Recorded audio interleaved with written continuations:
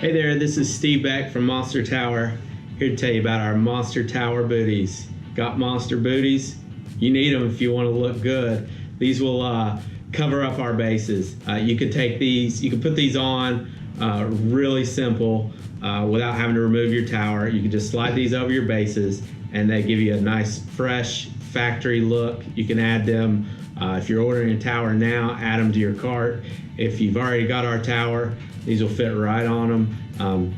Works really well, looks really cool, really cleans up the look, gives it kind of an OEM look. These are rubber and look great, UV resistant, and if you don't love them, we want them back. Check them out at monstertower.com.